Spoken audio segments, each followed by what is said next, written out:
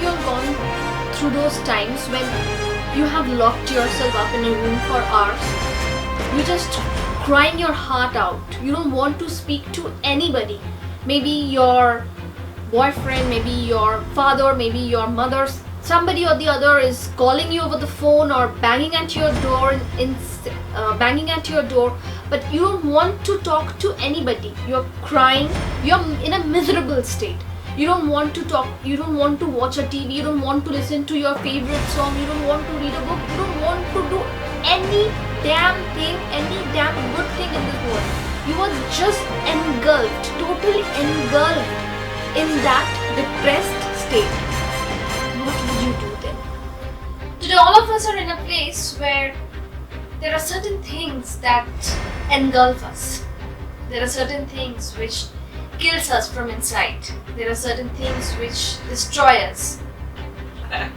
So what is psychoanalysis? So how does this get developed? It can be for many reasons, I believe. So how does a psychoanalyst help the person who has depression? What if that person who is saying withdrawing? But then, I don't know, but you tell me, can it be, there can be persons who are not withdrawing, who are doing their usual stuff. You're going out, mixing with friends, but still they are somewhere they have been, they're sad, they're upset, and it's increasing day by day. The depression can repeat itself. Depression can come to anybody.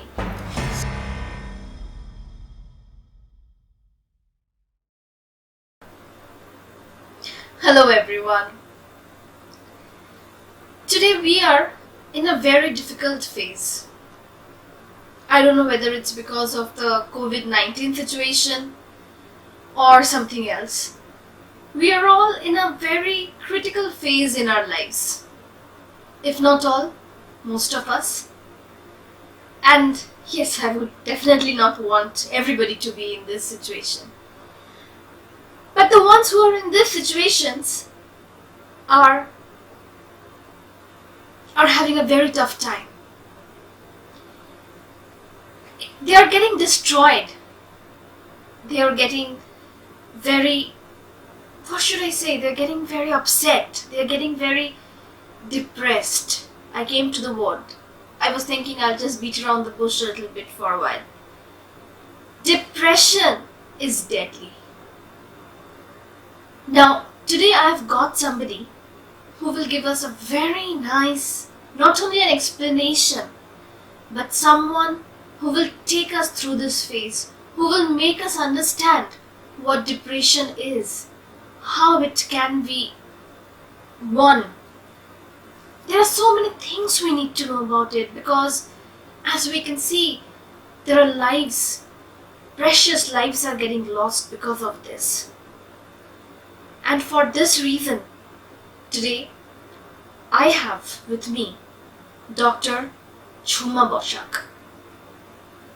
We will not only speak about her field of expertise, which is something very unique in fact, psychoanalysis.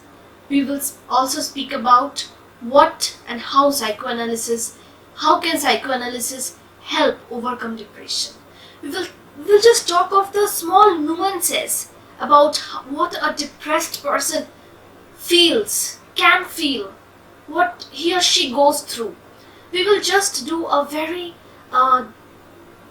root level analysis of it, and she will be our guide today. It's my pleasure and privilege to introduce to you all Dr. Jhuma Boshak. Hello. Hi Shani. Welcome to my channel. Thank you. It's a pleasure. Oh, pleasure is all mine. So, what is psychoanalysis? I have known psychologists, but this is also it's a bit different and new for me to hear. Right. To put it very simply, it is a specialized form of psychology if we see psychology as a larger umbrella. So under that you have psychoanalysis as a specified area. And the specified area is because psychoanalysis works with the unconscious part of the mind. So it's a way of looking at human ailment, it's a way of understanding human condition, it's a way of even therapeutic penetration is driven by the unconscious reading and the study of the unconscious. So what do we mean by unconscious? I think Yes, this is yes, what I was yes. going to. So to put it very simply, in a way, there are lots of our unknown desires within myself. So some are conscious, like if I want a chocolate right now, it's very conscious. But some can be very, very unconscious, uncomfortable, which I'm not aware of. And not all my wishes can be very comfortable. So definitely I don't want to be aware of. For example, if I feel jealous about something and I wish the person unwell, something unfavorable for that person, that's not something I want to be aware of, usually. So that's when it's tough. I mean, it's kind of blocked out and kept in the unconscious as long as possible, till it creeps out and at times, It comes to the forefront. Right. It's like at the back of our mind. Yes. Things which are at the back of our mind, we're like Right. slightly aware of it, but Right. it's not that prominent as wanting a chocolate. Absolutely, absolutely. So how does this get developed? It can be for many reasons, I believe. It's because human beings are like this. We must not forget that human beings are the highest order amongst mammals. So we have many layers of emotional states which are not quote unquote civilized. So jealousy, greed, lust, anger, aggression, these are all something that is so-called, once again, civilized world is not, cannot welcome something like this. And if it did, there will be no harmony in our daily living. But human beings are born with both the life drive and the death drive. And the death drive doesn't mean I want to die, but anything which is negative. So both the drives are there in us. So, why did you want to become a As I psychoanalyst? told you, I had no conscious want of wanting to become a psychoanalyst. Like in today's time, I really appreciate a whole lot of my students. They are far more clear what they want in their professional career. But when I got into studying psychoanalysis, I wasn't sure I want to become an analyst. It was accidental that I was introduced to the subject. I was actually doing comparative literature in my university. And it was actually through comparative literature that I was exposed to psychoanalytic principles in a theoretical way, not in a clinical way. And that kind of intrigued me. And I just wanted to study a little bit more of that and got into looking at, if it's possible to study psychoanalysis in a much more structured way. And it turned out that we had an Indian Psychoanalytical Society in Kolkata, and it's a matter of pride for whole of India that Dr. Virendra Shekhar Bose was the founder of psychoanalysis in India, and his house itself is the present office. He gave his house to the Indian Society, and it's the present office of the Indian Psychoanalytical Society. So if I ask you, like, say I'm a layman, it's not like supposing, what is the difference, one difference between a psychoanalyst and a psychologist? It's difficult to explain because it's a completely clinical difference, okay? So the clinical difference lies, it's a school of thought. Alright. So as I said, psychoanalysis looks at everything, with the structure of the mind structure that it follows, and the unconscious mind. So you have the three layers: conscious and the pre-conscious and the unconscious. So psychoanalytic perspective is rooted in the unconscious way of reading things, understanding things. But with a psychologist, it does not necessarily have to be only that. Okay. So the kind of training that we have in our country for psychologists, it's a very varied, wide range of That's why perspective. you said it's an umbrella and this is a specialized. Specified, yeah, absolutely, absolutely. So how does a psychoanalyst help the person who has depression, or can a psychoanalyst help a person with depression? Does it have any link? Can it help?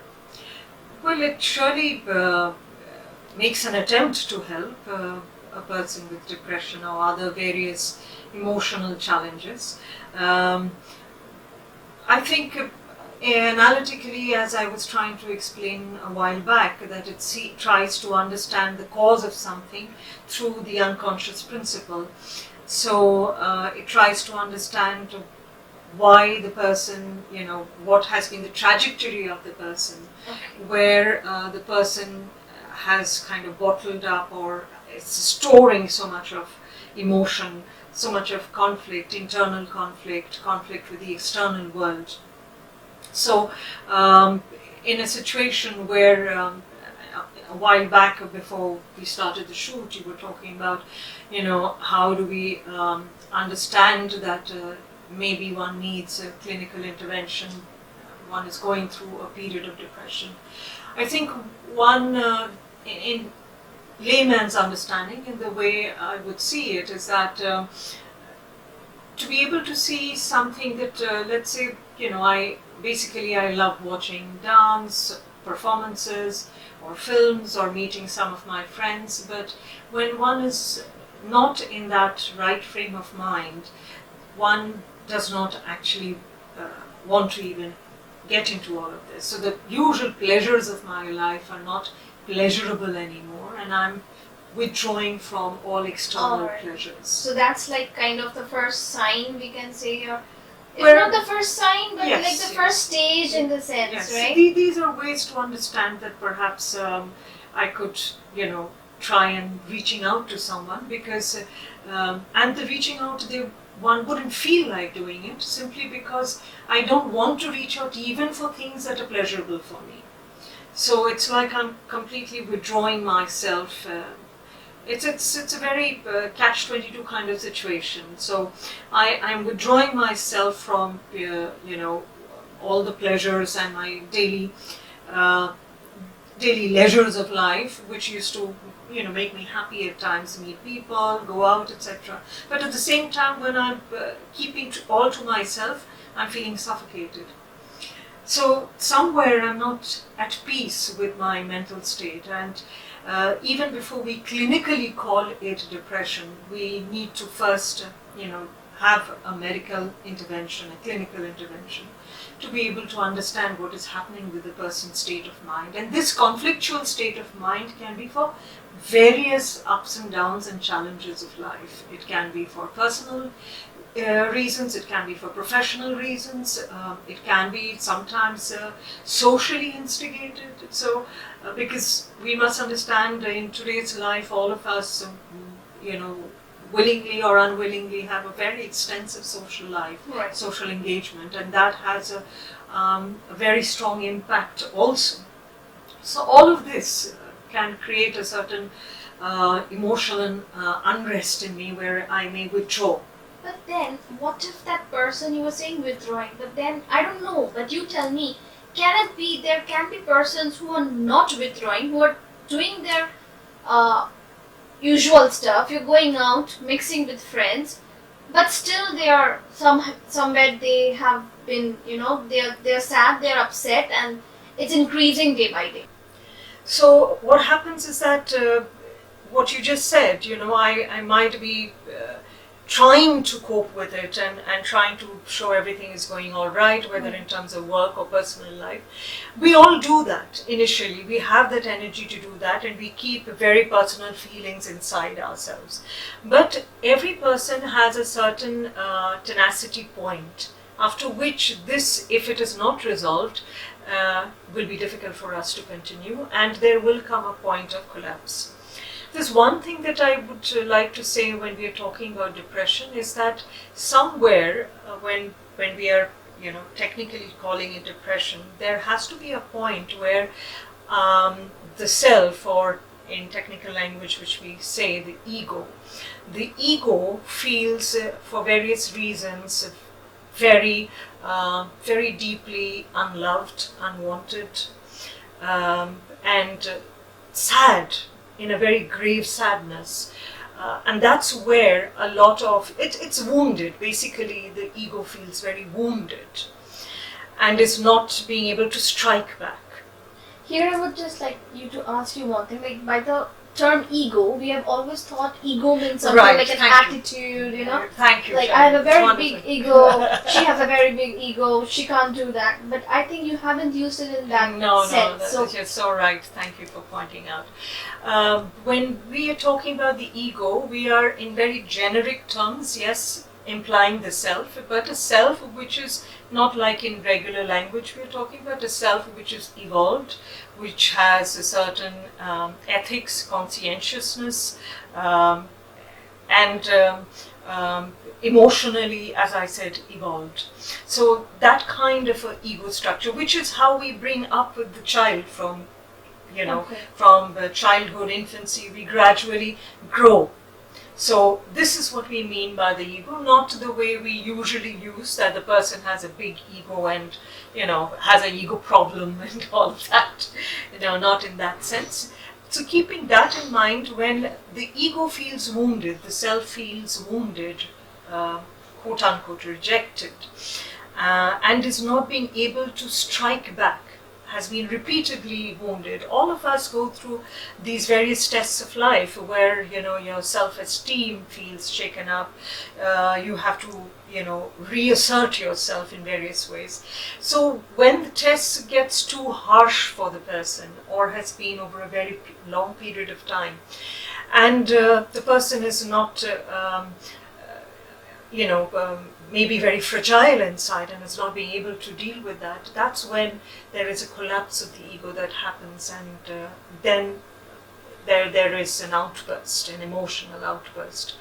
So this is a long process. So it's very important that we start listening to ourselves, and not taking all our emotions, most of the time, especially for men, we teach them not to cry, not to have any affect whatsoever, not to show the emotions. Yeah. The problem you're is a man, own up. Like, don't show your emotions. So it's not just showing; it's they don't realize it themselves also, because it's not just showing outside, but it's also not showing my own self, and thus there is no recognition. So what happens is that I think we should become more and more aware of our emotional state and take care of that in various ways.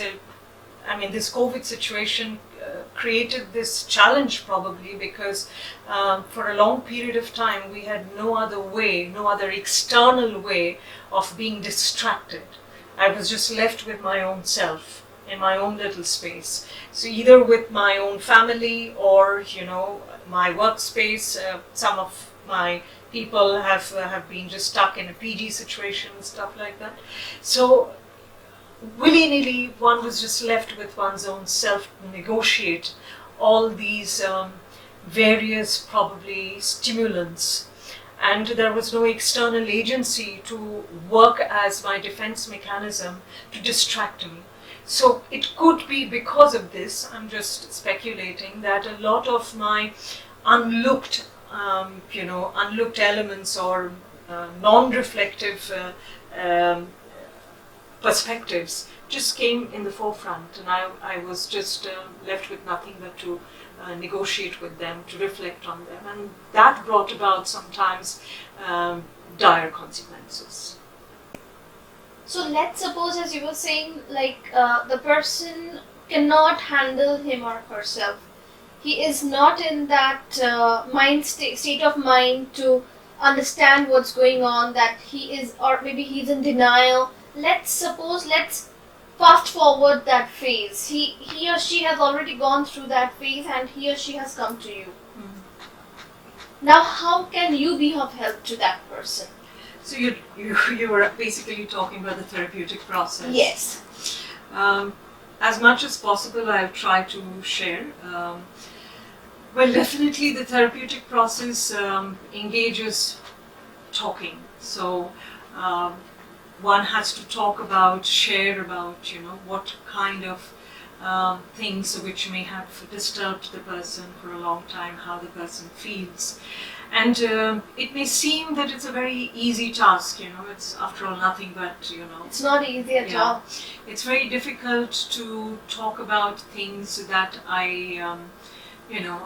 for whatever reason I may be not ready to share or, tell Open the world. up, you know. I might still feel small, I feel fragile. I do not want to see those aspects in myself because I'm scared that I will become vulnerable again. And opening up to a stranger. Yes, I mean, it takes time. It takes a very long time. And sometimes we are not even aware. Right. So to be able to go to that depth, it takes a lot of time. And one may say that, just by talking and opening up, if it's possible, but I mean, a lot of the times my friends or other people, sometimes family also says that one can, just talk to another person. Yes, for the time being, but not in a therapeutic way, because therapy just not talks about, what has been hurting me or what has wounded me, but it also talks about very unpleasant things within me that Right. I may have or I may want. So it's a very I would say a intricate situation. So I may not, let's say if I go and talk to my friends, I may not be able to share with my friends that, I filter all the things. What yes, I say. I will say things which are acceptable for them. That I may be feeling small with my loved ones, that my loved ones, my family, my spouse, my girlfriend or boyfriend or partner is making me feel small, or even if they are not making me feel small, I am feeling small because they are Just doing, say those things yes, to them. because they are doing well in life. They are Yes. blooming. It's very difficult. It's very difficult to be See, able even to. speaking about it, we can feel the vibe of it. Like, Absolutely, Sharon. Absolutely. It's not easy at all. because as you were saying, it's about the unconscious mind. Yeah. So our unconscious mind is harboring certain negative feelings, which, let me say, I am thinking I should not be telling you, Right. because I know the world, the society doesn't accept it. Even I don't. I don't Even want even to. I'm scared. Like, I'm- am I I- thinking like that? Exactly. I feel scared that how can I be jealous of my partner? So this is Oh no, I just can't absolutely say it. You know? absolutely. So what happens is that many things get bottled up. What I would like to say is that this is not unusual. It happens to every Please person. understand, this is not unusual. Absolutely. Mothers feel that way. Children feel that way towards their siblings, towards their parents. It's not unusual. All of us have these. I mean, we tend to believe that mothers are like gods, they have no jealousy, no anger, no greed, no lust. Mothers are just flesh Human and blood. beings, Yes. everybody is. Absolutely. So I just sorry, but then saying or giving every relationship a name doesn't give them the authority to become everything. Like, it's not without faults. It can. People are with faults. We are flawsome. I am flawsome. I really am. So it's like not only mother, father, anybody. Like, yeah. everybody has faults in them. So it's just because a mother, we are not demeaning a mother, or a father, or you take any relationship as a matter of fact. Just because we have given it a name, it doesn't mean that they are at the pinnacle of being righteousness. Because it's also not fair on them to put them in that pinnacle. No, they Because it's a big burden to be up there. You just can't let down your hair. You can't even say that I want all the chicken legs for myself. though I love it. I don't want to give it to anyone. All tandoori chicken legs are mine. It's difficult. It's difficult, and I think this is why it takes a lot of time. And then once these bottled, as you said, nuances of myself, of my repressed and oppressed aspects get shared with another person, and the analyst reciprocates and contains them and understands, and both develop a mutual respect for each other's persona and these human feelings, gradually that conflict is settled and you are no more in such pain. But that doesn't mean that it may not happen ever again. It may, but the consciousness of the process will help you perhaps a lot more the next time. So depression can repeat itself. Depression can come to anybody, Yes. anytime. And It's cool to speak about it. There should not be any taboo, or there should not be any. I think there's a stereotype I notion. know we've moved a lot from there, but we still have Still we still have to move a lot. It's like the way one is apprehensive for speaking about mental health, the way it's affecting society and family. I think it is important to see it in a very, very, I would say, mundane manner, like if I have 102 temperature, I would be consulting a doctor. So if I have a chronic state of anxiety, please consult a psychiatrist, a psychotherapist. And it's not like a lifetime engagement. It's still, you feel a lot better and your state of being is more stable. And that's it. And your medicine can be tapered off, and your therapy can be tapered off also, and then you get back where you don't have to do this. So it's like opening up your mind to a therapeutic process, because I need to keep myself all right. We are all under a lot of work stress, life stress, and we would have to deal with many situations even if we don't want to. And if I'm seeing that I need some kind of external support to equip myself to strengthen my ego, going back to what we were discussing a while back, to strengthen myself, my emotional capacity, there's no harm. There's no harm reaching out to somebody who is trained and is willing to offer that. Exactly. So one thing, like what we are understanding from what she's saying is that reach out. I mean, I think I'll just add a few more things, and I will really request her to please tell me whether I'm right or wrong. It's like if I have a stomachache, or if I have a severe case of a severe illness, a terminal illness, we talk about it. No matter how sad we are, even if it is for our closest person, that we talk about that illness, that this has happened and that there is no cure, or there are things we talk about. Mental illness is nothing more or less than that. It should be at par. I mean, we should speak about it. We should not be holding it back. I can say, like, I don't know, somebody has some kind of an ailment in the body. He or she will be very free to say that, ma'am, I have this thing, it pains a lot, it bleeds a lot. But we do not say about our depression in the same way as we speak about our physical ailments. Well, the taboo probably lies because we see that a person who is depressed or feeling depressed is a vulnerable person. We feel that this person is a misfit. Why do we consider them as misfit?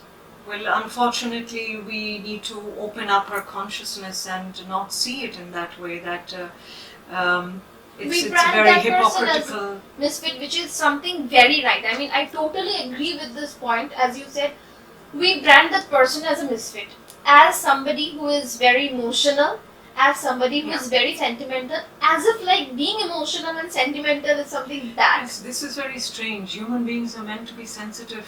If you're getting hurt on the road, Yeah. shouldn't I come over and like... So I just don't understand, being sensitive and cultivating sensitivity is supposed to be a vulnerability. Why do you think it is done? So why are they branded as misfit? Because she has cried, she doesn't know you, but she felt you're in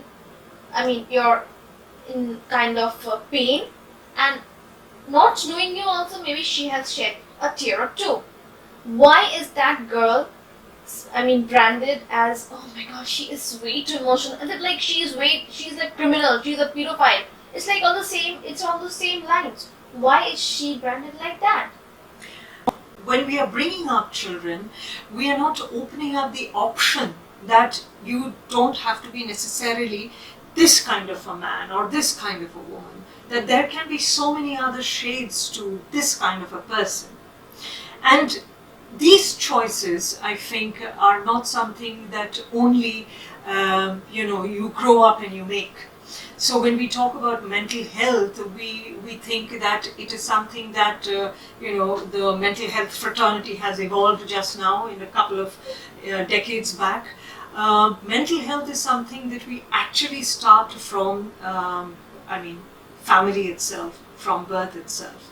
So what kind of exposure I'm giving, what kind of upbringing I'm upholding, what kind of values, what kind of rigidity, family norms, etc.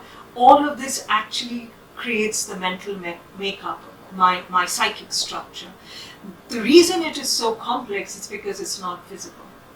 I believe human health is also that way, but there is a possibility of intervention of health in terms of external medication of food, which is a tactile intervention. With mental health, not always the tactile intervention works. Medicine, not always. I must clarify, I'm not qualified to speak about medicine, but the little bit that I understand of medicine is that medicine cannot definitely look into the cause of a thinking process. So I feel small, next to my brother or next to my friends is not something that medicine can change my thought purpose. So I feel small and I may have certain reactions. And those reactions, those physiological, behavioral reactions can be taken care of with medication. Once again, keeping my limited knowledge. I'm sure a psychiatrist will be able to talk at length on that. But the cause of it, the foundation of it, of the thought process, the why I am thinking that way and feeling that way, needs therapeutic intervention. Okay, so does this field of yours doesn't prescribe any medication? Is it only through talking? Psychoanalysis is all about talking, but there are lots of psychoanalysts across the world who are both psychiatrists and psychoanalysts. Oh, then they have the the authorization to prescribe medicines. So, ma'am, what are the basic signs of a depressed person? Say, how will the other person understand? Because we are saying that he should or she should speak to her friends, family, peers, teachers, everybody. Fine. She is not going to speak. How will the other people in her periphery understand? As I mentioned a while back, is that one of the simplest way to understand that the person, it's not important that we stamp a person depressed or anxiety prone, but what is important to understand that the person is emotionally disturbed is when we will be able to see that the person is, as I said before, withdrawing from all kinds of leisures and pleasures that he or she enjoyed till this point and is wanting to be left alone. Sometimes just losing interest or losing temper, snapping, doesn't want to talk, locking oneself up for long hours. It's like caught in a web of various layers, and I'm not being able to fathom out. So which means what is important is to be able to see that the person needs some kind of support. And a lot of the times I would say, because in the Indian structure, it's very difficult that every person would have access to a mental health practitioner. At least in the cities it's still possible, but when we're looking at villages and township areas, it's not prevalent at all. So there's a lot that depends on the community support system. So sometimes it's helpful if the family has an understanding way of approaching. Because if we force the person, then again it's like something is wrong with me.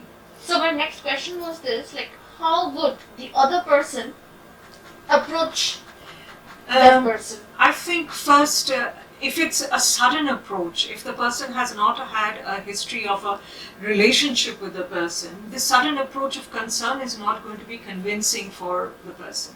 So let us not, suddenly approach and say that I want to save this and become a god, because the person is not going to trust where it's coming from. For somebody who has been engaged with that person and seen the person through a span of time, if he or she talks to the person and speaks about that perhaps we all need to consult someone, it has to be shared in a way, not as if, there is some problem in you, and we need to go to someone because you need to sort it out so that you can become functional and so that you can become acceptable and fittable once again in the structure. It's not because of any of this. It's simply because you are not happy within yourself. And you probably have many layers of things which we are not understanding, we are failing to understand. So you need somebody who understands your language. And a lot of the times when we grow up, we cannot share many things with our families. We tend to be very different from our families. So to be able to convey it in this way, that depends from person to person. There is no mandate on how you can approach, but with sensitivity, with understanding, with compassion. Those things are very much needed. And I think, firstly, if we come across somebody like that, somebody who's feeling unhappy for days, and we understand that person is not happy, I think the first thing we should not do is not call him mad, or not brand him as as having problems. Like, it's not that. A depressed person, I feel, it's not that the person has just felt like I will become depressed today and let me just go and hug depression and embrace depression and become a depressed person. Nobody wants to be depressed. It just happens. Now, how it happens and all, people like them can say, but it's not, we don't want to be depressed. So let's not have the misconception that, oh, she likes to be depressed. She always or he always likes to stay depressed. Certain things can really change the way that person is going through, So your choice of language, your choice of vocabulary when talking to that person, I think matters a lot. Just saying like, she leave her, she will be sitting like there, she is in a depressed mood and she has gone mad for days. Maybe I'm saying it in a very generic way, but there are people who actually mean it and say it in a very specific way, which will not help the situation a lot. Depression can lead to suicides. Can it? Or can Yes, it not? it may lead to suicide. Depression itself may lead to suicide, but not necessarily always. Many other mental, emotional conflicts may also lead to suicide, not depression alone. It is unfortunate if we wait till that moment, till a person is pushed towards a suicide. That will be very unfortunate. So what can we do? Those of us who are seeing that person is going through some trouble. And how do we approach? Yeah, we have understood we have to approach through compassion, through sensitivity. That was one way. Now when we can see it's like growing, the trouble in that person is growing. It can be serious. It can become serious. So obviously we will not wait for a prolonged period of time to see, let me see how far he can go with this depression. Right. When is the time to intervene?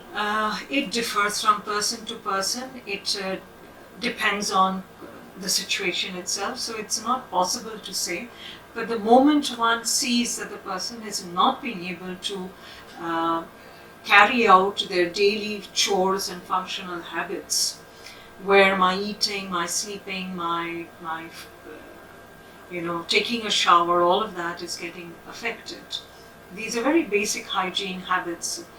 So I think, and where for some reason there is no engagement with the external world at all, not talking to anyone, etc. that's when we can see it visibly. But the mind is a very complex thing. It's very difficult to say it's only these things when there is absolute isolation that you feel that something quote unquote dangerous is going to happen.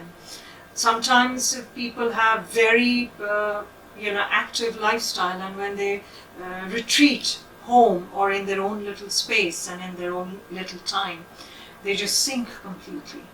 And that range of full of life and energy, and then coming back and sinking, can sometimes itself be so harsh and contradictory and oppositional that it can tear my internal self apart. And that's also a time when I may take very destructive choices. So what's the situation right now, the present scenario? Are people more open to come to you, to talk to you? I think, Shari, this is the point of hope that we have. Comparatively speaking, there is a lot more awareness in today's time, both within families, individuals, society at various levels, because this is the advantage of media, is that it is helping people to know more and more about mental health and what kind of emotional challenges people may be living with or may have to deal with. But what I am particularly hopeful about, and I would like to appreciate that, which is the younger generation who are coming out for mental health support.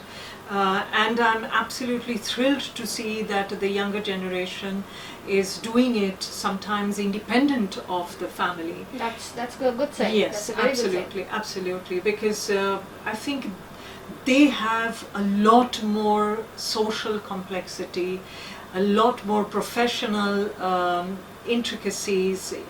The world has changed, and it's changing not always in the best possible way. And even most importantly, relationships, the complexity of relationships. So the younger community is reaching out a lot of the times because they would need to equip themselves, and sometimes a lot independent of family decisions or knowledge. I think that's where our families have to wake up, and sometimes our children lead the path. So we must listen to what they are holding the flag up for. It was a fantastic discussion with you. Thank you, I Shari. mean, Thank you so much. I think people who have seen will see the video, will understand a lot many things, many queries will be answered, and I think things will be better. Thank you, Shari. It's been a pleasure talking to you, and I thank you that you wanted to have me in your channel. I have Again, it's my warmest pleasure. wishes for your channel. Thank you so much.